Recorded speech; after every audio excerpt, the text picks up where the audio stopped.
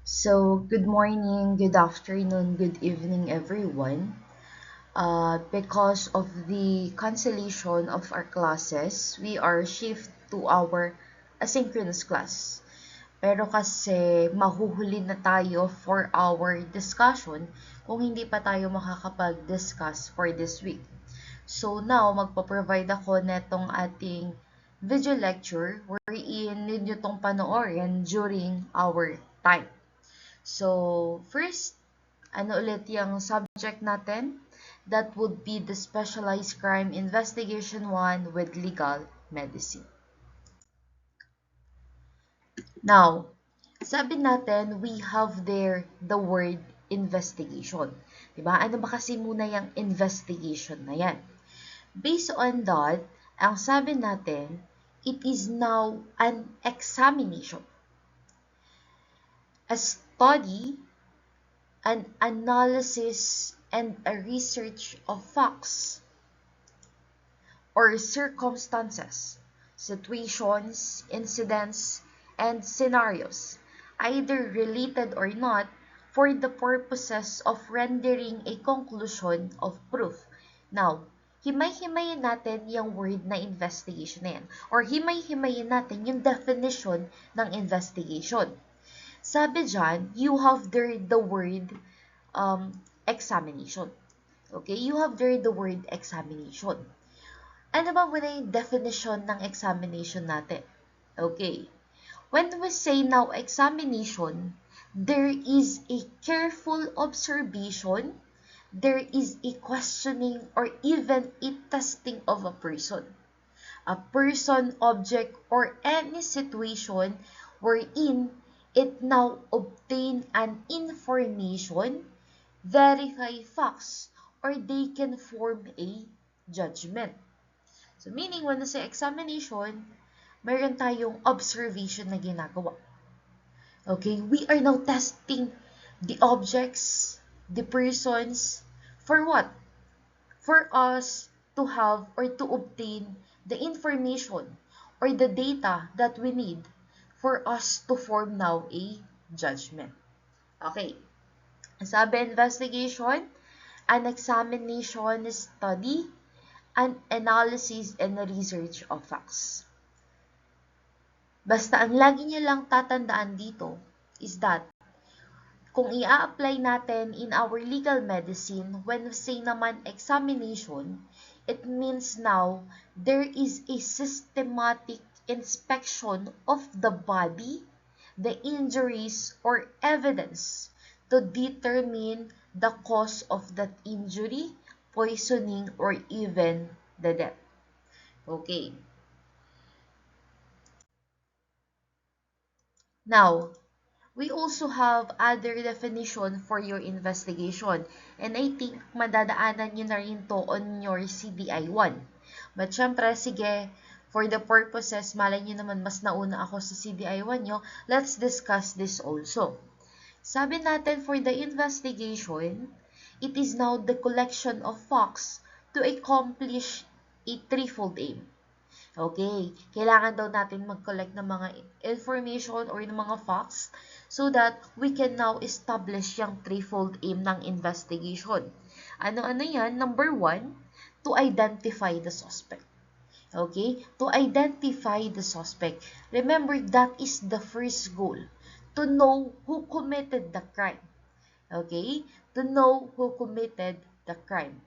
And after that, you have their number 2, to locate the suspect. When we say to locate the suspect, syempre, after you identify the suspect, the next step na kailangan mo gawin is that you find where he or she is. Okay? You locate the suspect. Hanapin mo ngayon kung nasaan na siya. And last, you have there to provide evidence of his guilt. So dito naman, yes, na-identify mo yung suspect. Right after, na-locate mo pa siya. But it is not enough. Okay? It is not enough. The investigators now must also present a strong evidence in the court. Okay, nabanggit yung evidence. Ma'am, what is evidence? Okay, we have there the legal definition of your evidence. Write it down. Sabi natin, when we say evidence, evidence is a means sanctioned by the rules of court or means sanctioned by these rules, comma, ascertaining in a judicial proceeding the truth respecting a matter of facts. I know naman na kaya nyong i-post-post no yung ating video. So, pwede nyo lang balikan para hindi natin paulit-ulit sabihin. Once again, when we say evidence, it is a means sanctioned by these rules, ascertaining in a judicial proceeding the truth respecting a matter of fact. Okay, that would be the legal definition of your evidence. But in other words, when we say evidence, yan yung mag-prove na yung tao is guilty. Bakit? Ano ba yung evidence? Siyempre, di ba? Evidence now, yan yung proof ninyo na etong tao na to really commit that crime. Okay, kanintong trabaho yan, syempre sa ating investigator. Anong tawag sa ganon? That would be investigation.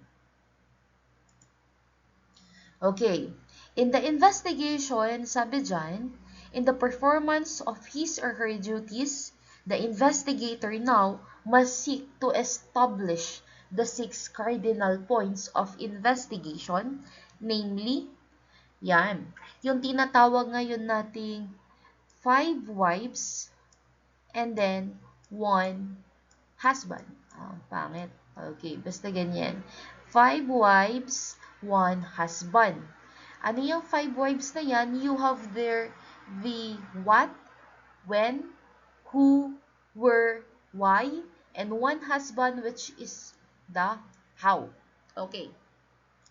That 6 cardinal points, when we say the word what, ang tinatanong natin dyan or yung inaalam natin dyan, what specific crime was committed?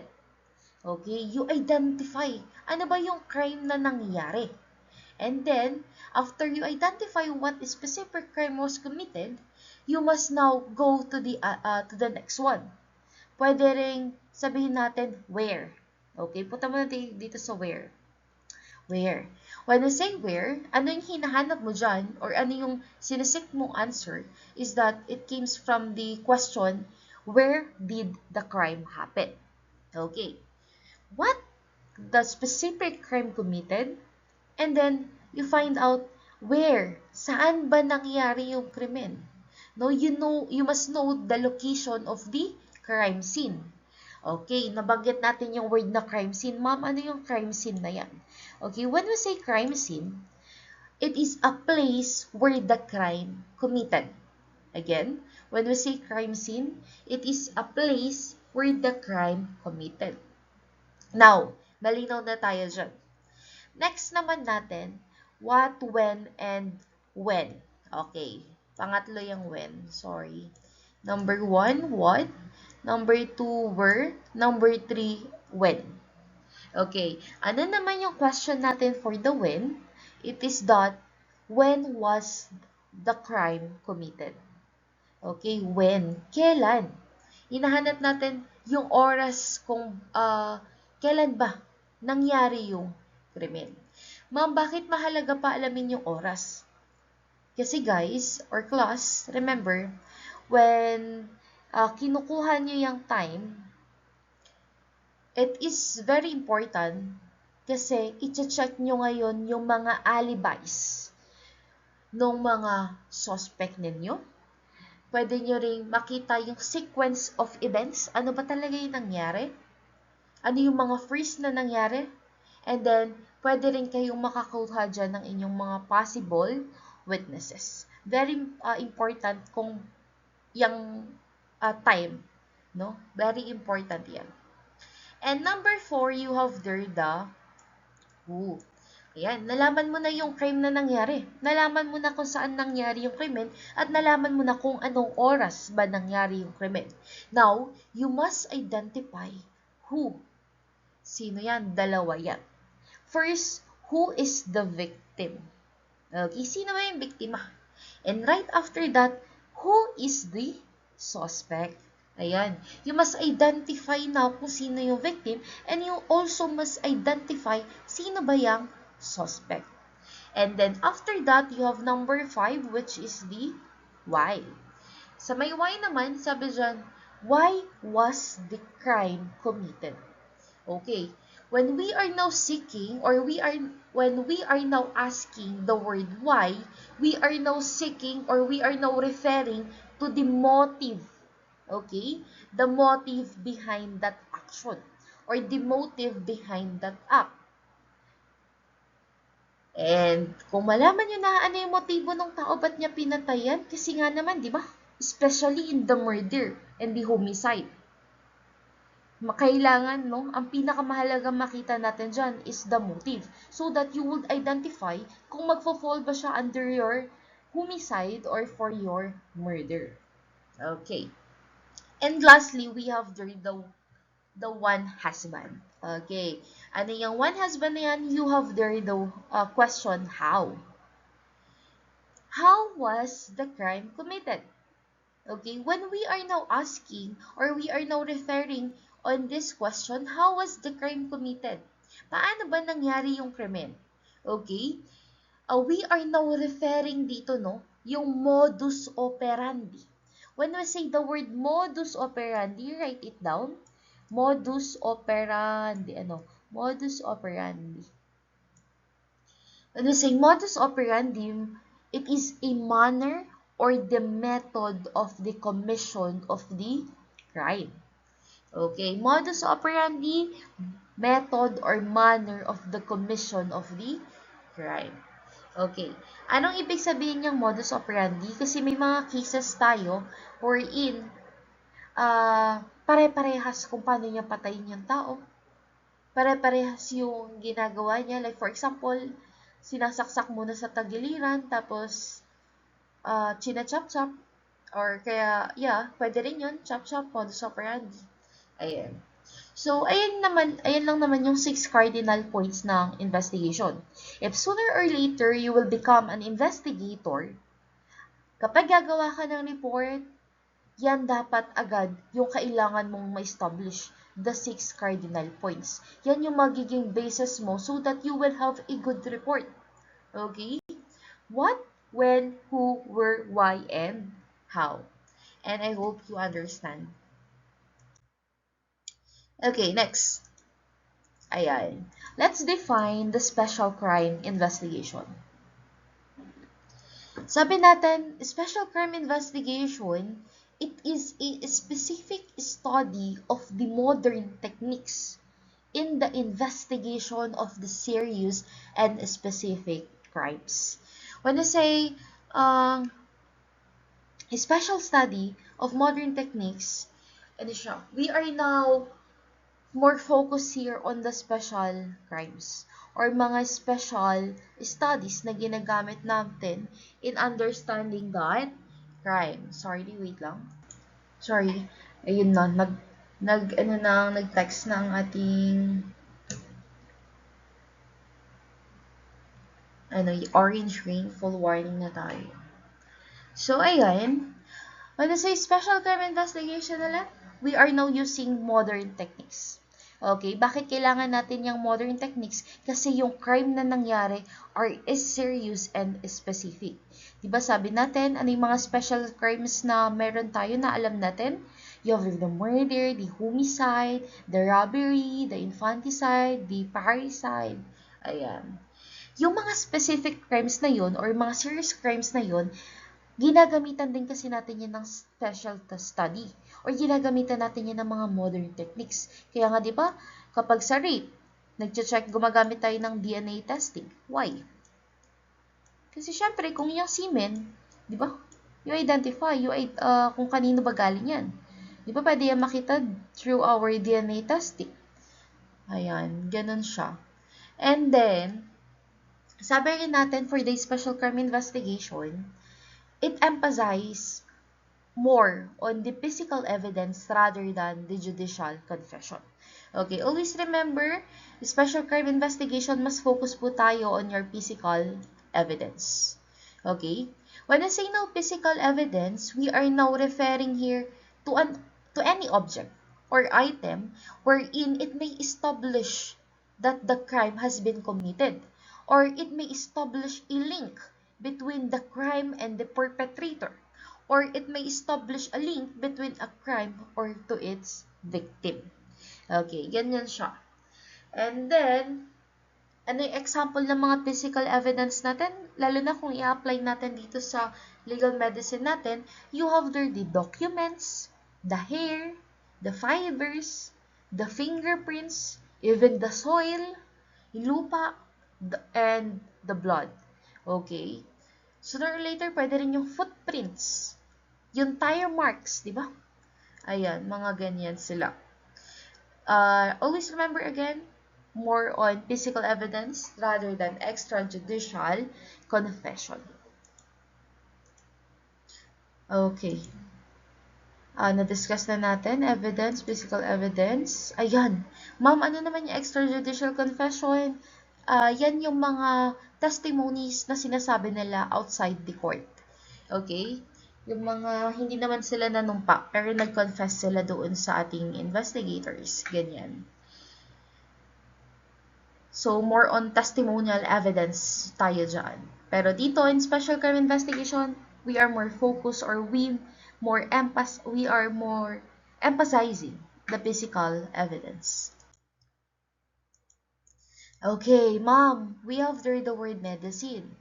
Huwag na natin pahirapan yung sarili natin. When I say medicine, it is a science or art dealing with the prevention, cure, and elevations of diseases. It is part of science and art of restoring and preserving the health.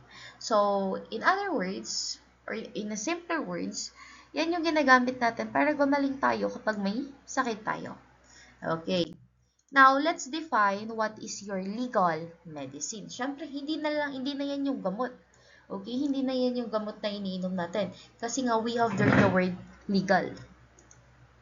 Okay. When we say no legal medicine, it is a branch of medicine that applies medical knowledge to legal issues. Again, it is a branch of medicine wherein ina-apply natin yung medical knowledge natin sa mga legal issues. Paano yan? Sabi dyan, it includes medical examination of injuries, the determination of the cause of the death, the assessment of bodily harm, and the interpretation of the medical findings for the judicial purposes. Okay, himay-himayin ulit natin. Branch of medicine lang yung legal medicine. Now, ginagamit ngayon natin yung legal medicine, we are now using, no? Yung mga doctors natin, ginagamit nila yung medical knowledge nila, yung kaalaman nila sa medisina to solve a problem, to solve an issue, or even to solve a crime. That would be your legal medicine. Someone using their knowledge on the medicine so that they can help in giving or in solving legal issues or giving justice to whom it is deserved. Ayan. So, in legal medicine, it includes nga yan tinatawag nating medical examination of injuries. Okay? The doctors now, anong ginagawa nila? They are checking ngayon kung ano yung mga injuries na natamo ng tao. And by that, they would identify if may foul play bang nangyari or wala. And then, they also, syempre, determining ano ba yung cause of death of that person. Okay? Para malaman natin kung yung tao ba na yan is namatay or ano ba talaga yung reason kung bakit siya namatay so that we would give justice doon sa taong namatay na yan. And next, you have the medical jurisprudence. Ma'am, ano na yung medical jurisprudence? Okay, you have there the word juris, which means law, and prudential, which means knowledge. So, knowledge yan sa batas. Okay? May knowledge tayo sa batas, tapos i-apply natin yung medical or yung medicine natin. So, meaning, pag pinagsabi natin yung medical jurisprudence, it is now the application of the law to the practice of medicine. We are now applying yung batas sa pagpapractice natin ng medicine. So, meaning, the knowledge of law in relation to the practice of medicine. It now concerns with the study of the rights and the duties or even the obligations of our medical practitioner with particular reference to those arising from doctor-patient relationship. Ma'am, anong ibig sabihin yan? Siyempre, doctor sila or yes, nag-aaral, nagpa-practice sila ng medicine. Now, ngayon, dapat i-apply din nila yung obligations nila as in medical practitioners. Siyempre, like for example, kung magbibigay sila ng findings, dapat tama, okay? Makatotohanan. Kasi nga naman, di ba? We are now giving justice dito eh. So, we are when we say medical jurisprudence, it concerns now with the study doon sa rights, sa duties at saka obligation ng mga medical practitioners natin. Okay, medical evidence. Ayan, for the medical evidence, okay, it is a type of evidence, no? Siyempre, we are in legal medicine. So, pag-aralan natin yung medical evidence. Sabi natin, medical practitioners are brought before the court to present or affirm medical evidence.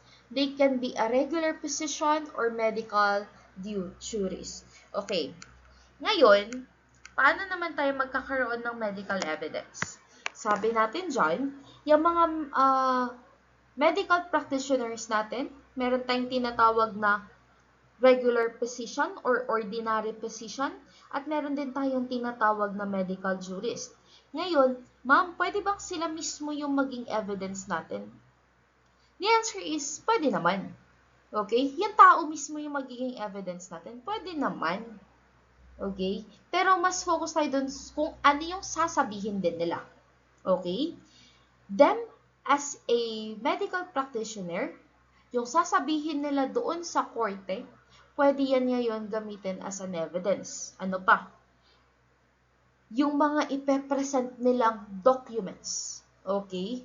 Through their, through their practice. Like for example, sila kasi yung nag-conduct ng laboratory, ng examination. Okay? Kung ano man yung na-produce nila doon, yan ngayon yung tatawagin nating medical evidence. Ma'am, bakit hindi lang siya tinatawag na evidence? Kasi nga, kanino ba galing? Kanino ba galing yung evidence?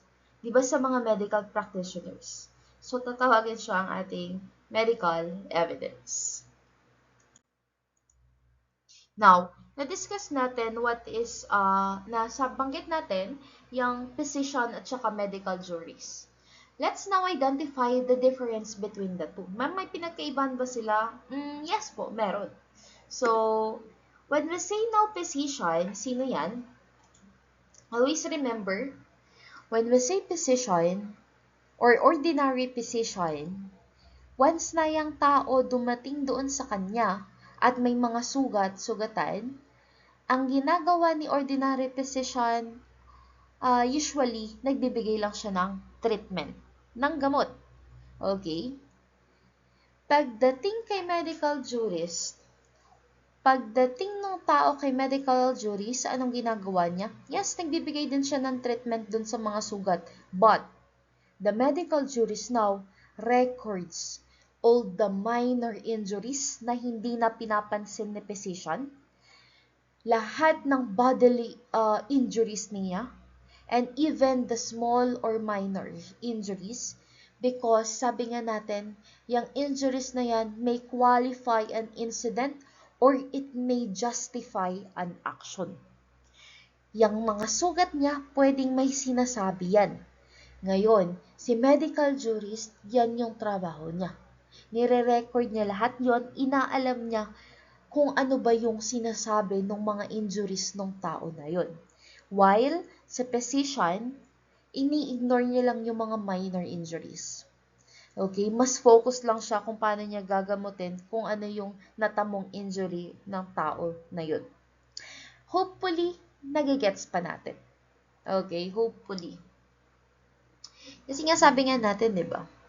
Yung mga physical, yung presence ng mga physical injuries na yan doon sa tao, pwede kasing mag-improve yan na may nangyari talagang krimen. Okay. Ayan. Naulit lang. The primary consideration of the ordinary physician when his patient is treatment. What comes first in the mind of the medical juries upon seeing the injury of the patient is the cause. Ayan. Pag ordinary physician, kailangan gamutin natin. Yan yung nasa utak niya. Pag iyan ay isang medical juris, upon seeing kung ano yung mga sugat ng tao na yan, inaalam niya na agad. Ano yung dahilan bakit ka nagkaroon ng mga ganyang sugat? Okay. Okay, basahin nyo na lang din. No? Almost the same lang din yan. Ayan, another. Ayan, balik tayo kay medical juries. For the medical juries, it is a physician. Okay? Si medical juries po also physician din yan. Physician din yan si medical juries. Pero, he now or she now specializes or it is involved primarily with the medical legal duties. Okay, pwede na siyang isang medical examiner, medical legal officer yan na hindi yan officers, and medical legal expert. Most probably, sila po yung mga tumetestigo ngayon doon sa korte.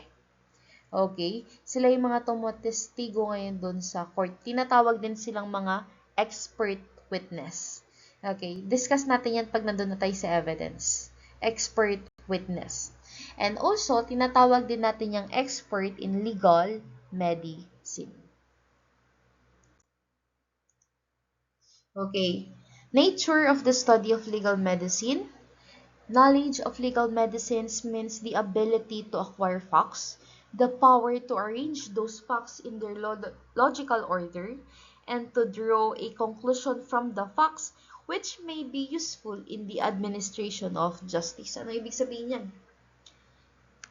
Yung kaalaman daw natin sa legal medicine, no? Meaning daw nun, we are now able to acquire informations or facts na nangyari doon sa crime. And then, we can now arrange that. Paano ba yung sequence? Ano ba yung unang nangyari? Nasaksak ba muna siya bago siya namatay? Or patay na siya nung nakuha niya yung mga saksak na yan? Okay. Ganyan sa legal med, no? We would identify yung wounds ba na natamo niya is buhay pa siya nun or patay na siya dun. Bakit yun mahalaga? To identify the estimate or to identify or for us to estimate the time of the death of that person. And next,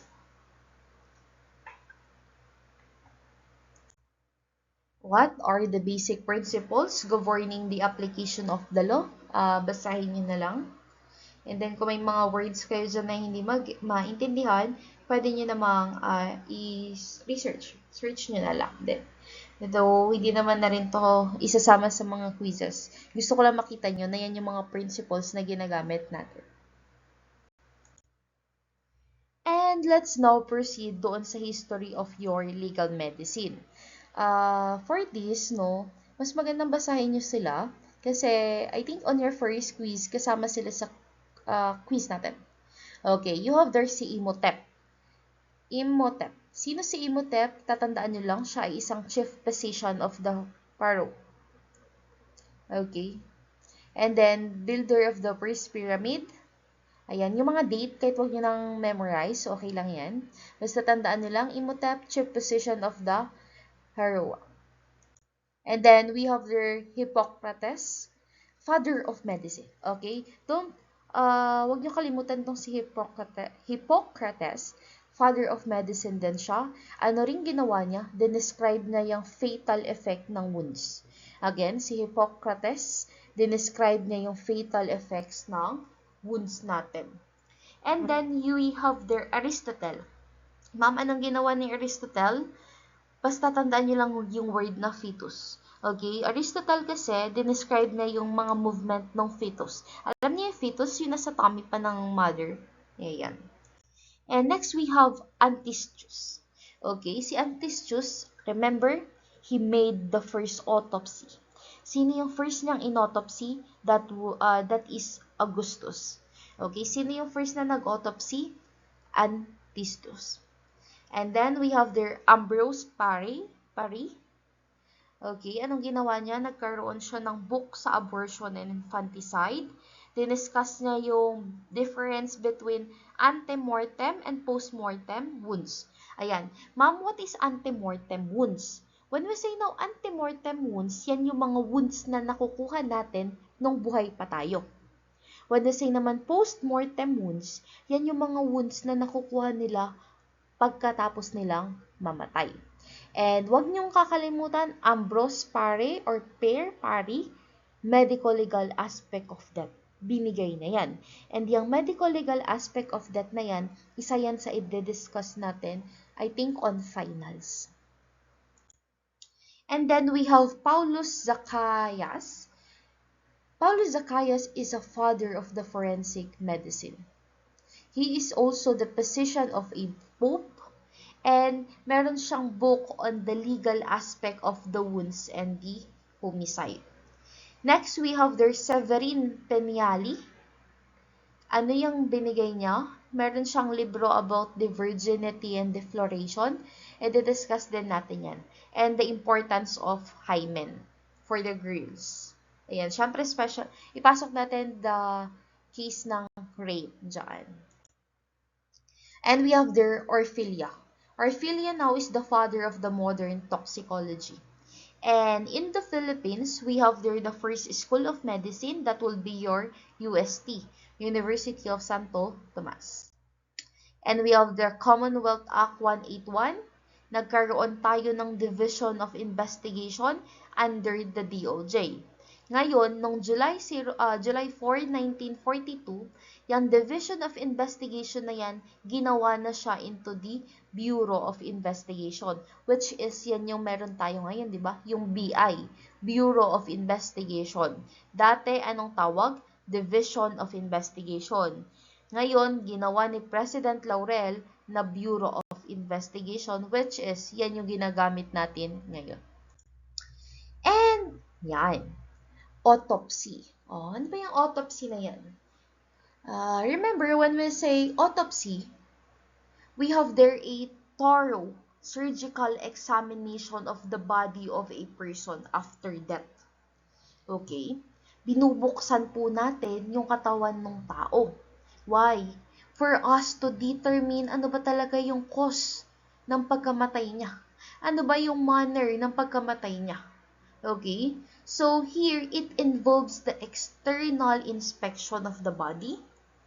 Check nyo muna yung labas lang ng katawan ng tao. And right after that, it was followed by the internal dissection of the organs nung patay na yan. And then, it can also be include laboratory testing ng mga tissue and the fluid samples na makukuha natin dun sa body ng tao. So, meaning, when I say autopsy, lagi nyo lang tatandaan, we are now examining the body of the dead person. Why? For us to determine the cause and the manner of the death of that person. For us to give justice for that person. For us to know what really happened doon sa tao na yun. Okay, sabi nga natin, hindi na makakapagsalita yung patay. Pero, yung katawan mismo ng patay, yan yung magsasabi sa atin kung ano ba yung nangyari sa kanya. Okay. Now, who are the persons who are authorized to perform autopsies? Sino-sino sila? First, you have the health officers. Second, medical officers of law enforcement agencies. Like for example, sa PNP, kung meron naman silang nag-autopsy, pwede yun. And then, medical or the medical members of the medical staff of the accredited hospital. Okay, kung yung hospital na yan, accredited hospital, meron silang nag-autopsy, then pwede rin doon. Now, autopsies shall be performed in the following cases. Ma'am, lahat po ba ng namamatay ino-autopsy? Well, the answer is no. Hindi po lahat ng patay is ini-autopsy natin. So, kailan lang tayo nag-autopsy ng patay? Number 1, kapag sinabi ng batas. Okay, kapag sinabi ng batas, i-autopsy yan. Number 2, kung merong order ng competent court. When we say order ng competent court, kung saan nagkakaroon ng trial, yung judge doon, pwede niya sabihin na you conduct an autopsy. Ayan, doon. Sino pa? Mayor or provincial or city fiscal. Yan nga, yung prosecutor din natin. Pwede rin daw siya mag-ask ng autopsy. Siyempre, para saan ba yan? For the evidence din, no? Doon sa case nila. And next, upon written requests of the police authorities, even the police officers na nag-i-investigate, pwede rin sila mag-request ng autopsy of that person. And next, whenever the Solicitor General, the Provincial City Fiscal, ayan, mga prosecutors, pwede rin nilang alamin. Or pwede rin silang mag-request for the autopsy. And lastly, when the nearest kin, when we say nearest kin naman, yan yung pinakamalapit na kamag-anak. Okay? Kung gusto ng kamag-anak nilang parang hindi sila makapaniwala or may nafe-feel talaga silang kakaiba dun sa nangyari dun sa kamag-anak nila, pwede silang mag-request, no? For them to know talaga kung ano yung cause of death of that person. Ayan, punta na tayo dito sa autopsy. In conducting autopsy, may tinatawag po tayong kosher incision. Okay, ma'am, what is kosher incision? Tinatawag din po yung Y-shaped incision. Ano ba kasing ginagawa dyan? They are now exposing yung internal organs ng patay. Okay? Ang tawag po pala natin sa nagkakandak ng autopsy is that pathologist. Pathologist, someone who conducted autopsy. Ayan, lagay nyo na lang sa notes ninyo. Ano yung first nilang ginagawa? Kinakat po nila yan, no? Ayan, mula dyan, pa ganyan, pa Y-shape. And then, very deep yan, wherein, makikita nyo dun sa video pa nga, kinakat yan, no? Yung ribs ng tao. Okay? Then, after that, ibubuka lang. And then, syempre, pag nabuka na, makikita na natin yung internal organs ng tao. Okay. Next, after makita, unti-unti yan, i-remove yung organs ng tao. Meron tayong method na tinatawag sa pag-remove ng organs. We have there the Rokitansky method. Okay, when we say Rokitansky method, we are now removing the organs of that person all at once. Okay? Sabay-sabay kasi yun eh. Pag hinatak mo, yung dito yan banda sa may esophagus, no? Pag hinatak yun, sama-sama na yan. The heart, the lungs, the liver, the kidney, the spleen. Okay, isahang tanggalan lang yan. Kung makakapanood kayo ng autopsy, no, ganun lang siya. Alam niyo yung sa mga kumbaga sa hasang, kapag kayo ng fish, magtatanggal kayo ng hasang, di ba? Pagtanggal niyo ng hasang, diretso kasama yung mga lamang loob. Parang ganyan lang din sa tao. Kapag in-start ngayon nila dito sa may esophagus ba to? Yes. Tapos pag hatak lang na ganun, sama-sama din yan. Ayan. And then, the organs are dissected one by one, and during the examination of the forensic pathologists, nagko-collect po sila ng mga samples tissues. Okay? Para saan? Check nila for the examination under microscope. Like for example, natanggal na nila yung bituka, yung ng tao, mangunguha po sila dyan ng mga sample tissues. Why? Identify nila, baka naman kasing kinamatay ng tao, poisoning. So, they would now identify what kind of poison yung nakapatay dun sa tao. Ganon siya. And next, examining the organs. Okay. Remember po, lahat po ng organs doon na nakuha nila is tinitimbang. Okay? Except yung intestine at saka yung stomach. Then after that, kapag matapos na nilang itimbang, i-arrange nila yan from lightest to heaviest. And then, after that, i-return na po nila yung organs ulit. Yes, binabalik po nila yan. After nilang i-check lahat, ibabalik nila yung mga organs. Pero syempre, yung mga small tissues na kinuha, hindi na yun ibabalik, no? Sa kanila na yun, sa mga forensic pathologist na yun. Tapos, minsan nga ayan, sabi dyan, the organs are replaced in the body cavities. Sometimes, absorbent filler materials is used to replace organs that are not returned. May mga times kasi, no, na hindi naman na lahat ng organs is naibabalik. So, para hindi lang siya bumaba masyado yung sa body, minsan nilalagyan talaga nila ng fillers. Like for example, I don't know kung cotton, ganyan, nilalagay nila dun sa body. Especially sa sa ulo. Okay? Kapag yung utak. Kasi pag inotopsy yung utak, para ng yan, sisig eh. Okay, chop, chop, chop, chop na yan. Then, hindi na yan pwedeng ibalik doon sa ulo ng tao. So, ano nangyayari dyan? Parang naglalagay na nga lang sila ng fillers para hindi lumubog yung ulo ng tao pag ilalagay na sa kabaong. Ganun. Ma'am, saan nila nilalagay yun? May disposing naman siguro sila area for that, no? Ayan. And after that, sewing up the body. After may ibalik, tatahiin ulit. Okay? Tatahiin ulit. Ayan. So, balik tayo dito. Mga important personalities in the special crime investigation and legal med who made significant contributions to the field. Okay, sino-sino yung mga yan? We have their Edmond Locard. Si Edmond Locard, often called the father of the forensic science. Okay, Edmond Locard, siya rin yung nag-formulate po ng Locard's Exchange Principle. Ma'am, ano yung Locard's Exchange Principle? Ang sinasabi natin dyan, sabi dyan, every contact leaves a trace. Okay, kahit saan ka man pumunta, nag-iiwan ka dyan ng trace mo. Every contact leaves a trace. At kung saan ka man nanggaling, lagi mong daladala yung nakuha mo dun sa pinanggalingan ninyo. Okay, ganun siya. Don't worry, discuss natin yan further sa discussion natin for the Locard's Exchange Principle. Okay, we have their Hans Gross, Austrian jurist. He published book that emphasized the importance of combining the legal medicine with the investigative techniques. O most probably, si Hans Gross yung nagbigay pala ng natin, no? Topic natin. Legal medicine with the investigative techniques. And then we have their Alphonse Bertillon. Okay, are you familiar with the Bertillon system?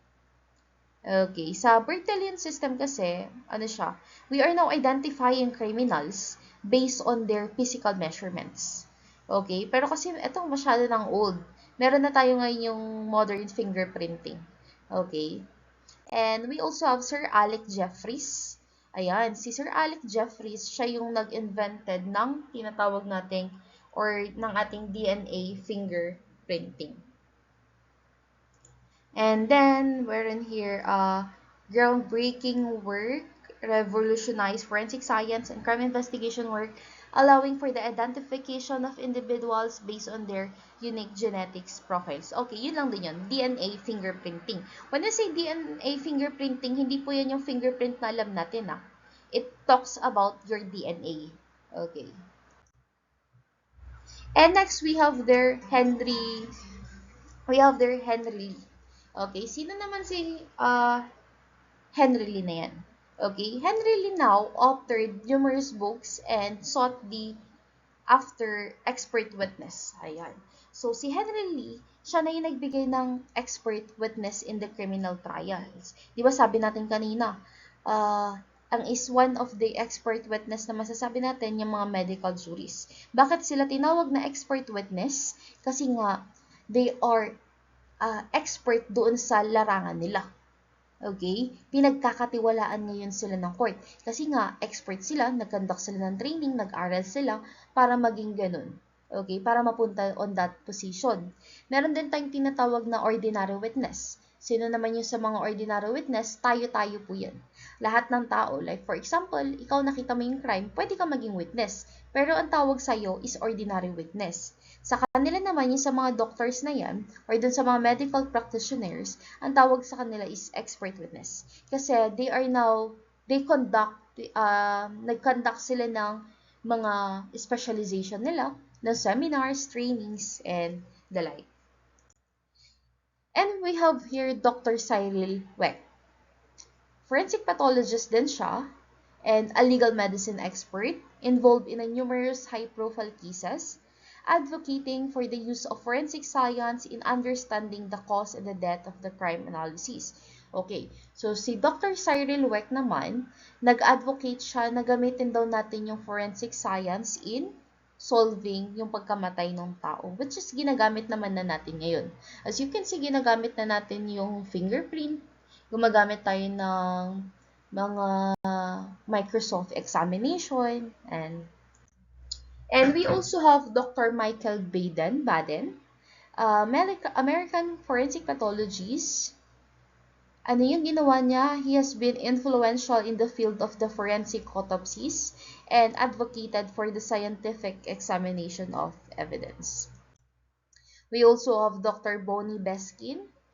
Ano naman yung binigay niya in the legal medicine? It is particularly on the understanding the forensic toxicology. And we have the forensic labs and teams. Siyempre, yung mga forensic laboratories natin, dyan po kinakandak yung mga pag-e-examine, no, ng evidence, mga biological evidence. Ayan. They now play a critical role in the application of the investigative techniques and legal medicine. I think siguro sige, discuss na natin to. The PNP Forensic Group, Department of Justice Case Integration. Okay. Ang PNP po kasi natin at Forensic Group, ang PNP natin, di ba? Meron siyang Forensic Group. Na-discuss nyo yan on your Leia 1. One of the special unit ng PNP is a Forensic Group. Now, pasok tayo sa DOJ case integration. Sino ang nandito sa DOJ? Always remember, prosecutor, pasok siya sa under siya ng DOJ. Okay, malinaw doon. So, yung PNP Forensic Group at saka DOJ, they collaborate now to ensure a scientific and legal integrity of the criminal investigation. The integration strengthens the criminal justice process by linking the forensic evidence collection and analysis directly to the prosecution and case management. Paano ba yan? Okay. Objectives muna tayo ng integration. Sorry, nawala yung number 1, no? For the number 1, pakisulat na lang. Ensure admissibility of evidence. Number 1, ensure admissibility of evidence. Anong mayroon dito? The forensic evidence now must meet the legal standards for the court presentation. Diba nga on your Clo 1, kung naalala nyo pa, si prosecutor, dinedetermine niya yung mga evidence nung pinasa ng ating PNP. Parang ganun lang din siya dito. In the specialized crime investigation with legal medicine, they're almost the same. Si prosecutor now will identify kung yung mga process ba na ginawa ng ating PNP forensic group is tama, is legal. So that pwede natin yan ngayon magsampa ng kaso. Okay, sana nagigets. Ayan.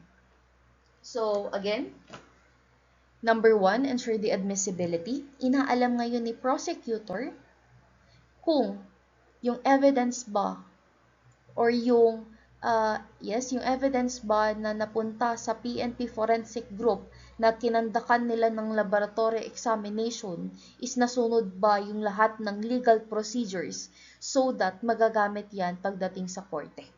Okay. Number 2, streamline investigation to prosecution.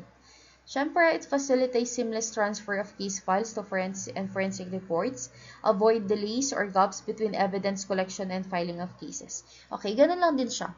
We are now checking here kung yung evidence ba na napunta sa PNP Forensic Group is wala bang nangyaring kakaiba dun. Okay? Hindi ba nabago yun? Intact ba yung mga evidence? Just like that. And then, promote accuracy and reliability. Siyempre, always remember kasi no, we have yung tinatawag nating chain of custody. When I say chain of custody, ipapasa nila yung evidence na nakuha sa crime scene, kailangan may parang pipirmahan sila doon. Okay, yun yung chain of custody na nakasulat doon. For example, mag-i-start yan kay investigator Kukuha siya ng evidence doon sa crime scene. Now, pagkakuha niya ng evidence sa crime scene, lalagyan niya ng pangalan niya yan, mamarkahan niya yan. After that is, lagay niya anong time niya nakuha. Then, after that, kanino niya ngayon ibibigay. Diba? Kay evidence custodian. Pagpasa niya kay evidence custodian, dapat may permahan sila doon. Sino si evidence custodian? Anong oras niya nakuha yung evidence? Anong itsura ng evidence nang nakuha niya? Okay? Then, syempre, after that, si evidence custodian, kanino niya ibibigay? I think, idediretso na yan sa ating crime laboratory. Okay? Doon na yan sa PNP Forensic Lab. Ngayon, pagdating dun sa PNP Forensic Lab, dapat yung chain of custody, nakaganon pa rin, maayos pa rin. Pipirma din sila, isusulat nila ano oras na nakuha, yung name nung nakuha, ano yung status ng evidence pagdating sa kanila. Ayan, para siyang black and white. Lahat dapat is lahat ng kilos, lahat ng mangyayari doon sa evidence is naka-record. Kasi, we are now ensuring daw na yung evidence na nakuha from the crime scene, pagdating sa korte is iyon yun, intact, walang nabago. So that, para tumaas yung chance natin, lalo na kung mataas yung evidence na yun, para mag-convict tayo ng accused. Ganun lang siya. And then, support case strategy and trial preparation. Ayan na nga. It now DOJ can consult the PNP Forensic Group on evidentiary strength and weaknesses.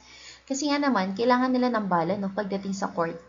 Di ba nga, in your Claw 1, di ba, sinasabi doon, sino ba yung nagtatalo doon? Dalawa. The defense counsel and the prosecutor. The prosecutor, sinong kakampi niya? Siyempre, yung ating victim. Nandun siya sa side nun. And sino ba yung nagbibigay ng evidence para mapakulong yung yung accused natin? Siyempre, si PNP. So, kaya lang may ganito, para magkaroon kayo ng maayos, matibay na evidence pagdating dun sa korte.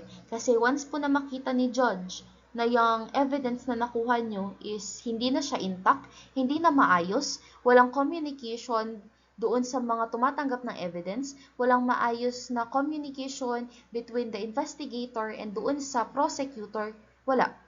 Okay? Masisira lang yung kaso. Most probably, mapapakawalan pa yung accused. Well, not lahat naman ng accused, sila talaga yung nag-commit ng crime. Ayan. And then, basahin nyo na lang to, Same lang yan kanina. Yung key process in the PNP Forensic Group and DOJ integration. Ayan, we also have the benefits ng PNP Forensic Group, improve conviction rates, para nga naman makulong natin kung sila ba talaga yung nag-commit ng crime. And minimize evidence discrepancies. Siyempre, kapag nagkaroon kasi kayo ng evidence discrepancies, baka hindi nyo makulong yung tao. And we have a stronger legal case. If meron kayong stronger legal case, mapatunayan nyo talaga na malakas yung mga evidence ninyo, court ready yung evidence ninyo, well, babalik case number 1, magkakaroon kayo ng conviction rates, tataas. And then, interdisciplinary collaboration. Ayan. In the interdisciplinary collaboration, tulungan po kasi, tulungan ang PNP at ang inyong prosecutor dito.